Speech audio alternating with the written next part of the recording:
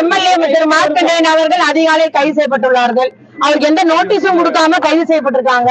அப்ப எம்எல்ஏ பார்க்கணும்னு சொல்லிட்டு நம்முடைய மாவட்ட செயலாளர் அண்ணாச்சி அனிதா ராதாகிருஷ்ணன் அண்ணாச்சி, சட்டமன்ற உறுப்பினர் திரு கருணாநிதி அவர்கள், அது போல நம்மளுடைய சட்டமன்ற உறுப்பினர் வகாப் அவர்கள் எல்லாரும் 4 பேர் மட்டும் நீங்க அனுமதிங்கன்னு கேட்கிறோம்.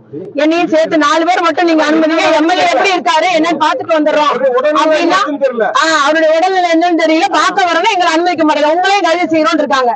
அதனால இந்த தாவக அரசனுடைய அராஜகம் இது கட்டுக்கடங்காத அளவுக்கு அராஜகம் பண்றாங்க, அடக்குமுறை பண்றாங்க, எதிர்கட்சியை ஒடுக்கிடலாம் நினைக்காங்க.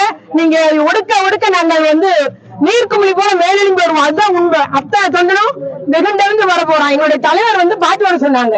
அதுக்குதான் நாங்க சென்னையில இருந்து வந்திருக்கோம். இதை பார்க்க வர முடியும். பாப்போம் அவருக்கு என்ன நிலைமையில இருக்காரு, என்ன நிலைமையில இருக்கான்னு எங்களுக்கு தெரியும். காவல்துறை அதிகாரியை பார்க்க முடியாது, எஸ்பியை பார்க்கணும், எஸ்பி பார்க்க விட மாட்டேங்கிறாங்க. அந்த அளவுக்கு அராஜகம், போலீஸ் அராஜகம் இருக்கு.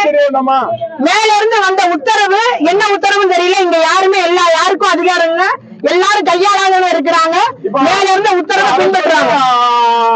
பேச விட்டுருவாரா, தொடர்ந்து பேசுவாரு.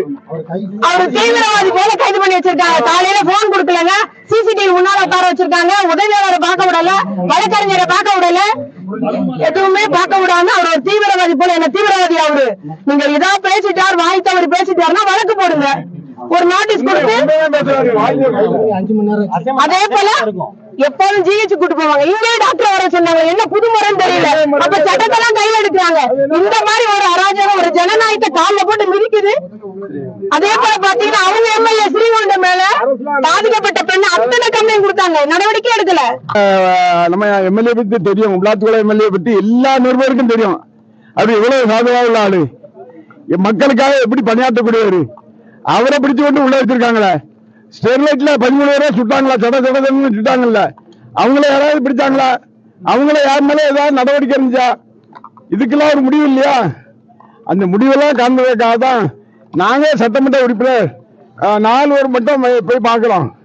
ஏன்னா அவருடைய மனைவி எங்கள்கிட்ட புகார் சொன்னாப்புல, இப்படி என்னுடைய கணவரை கூப்பிட்டு போயிருக்காங்க, என்னாச்சுன்னு தெரியல, அவருக்கு எந்த பாதிப்பு வந்து தெரியல, ஏற்கனவே அவர் சுகரு அது இதுன்னு மாத்திரை சாப்பிடுவாரு, முதுவலிக்கும் மருந்து எடுத்து இருந்தாரு, இப்ப ஏற்பட்டவரை இப்படி கூட்டு போயிட்டாங்க அப்படின்னு அவருடைய மனைவி எங்களுக்கு போன் பண்ணி சொன்னாங்க. நாங்க பார்த்து அதை விளக்க காரணம்னு பார்த்தா நாங்க விடமாட்டேன்னு இடுப்புல கை போடுறாரு அவரு டிஎஸ்பி. இடுப்புல கை போடுற அளவுக்கு அவருக்கு தைரியம் வந்துச்சுன்னா என்ன தைரியம்? மக்கள் பிரதி மரியாதை இல்ல, இல்லன்னா மக்கள் பிரதிக்கு மரியாதை இல்ல. ஏங்க ஒரு 4 மாசம் தான் அவங்க ஆட்டம், 4 மாசத்துல முடிஞ்சு போவோம். இன்னைக்கு பாராளுமன்ற கூட போகுது. அதுல உங்களுக்கு 4-5 நாள்ல முடிவு தெரிஞ்சிடும். அதுக்கப்புறம் அவங்க சொட்டையை நாங்க முடிச்சிடுறோம்.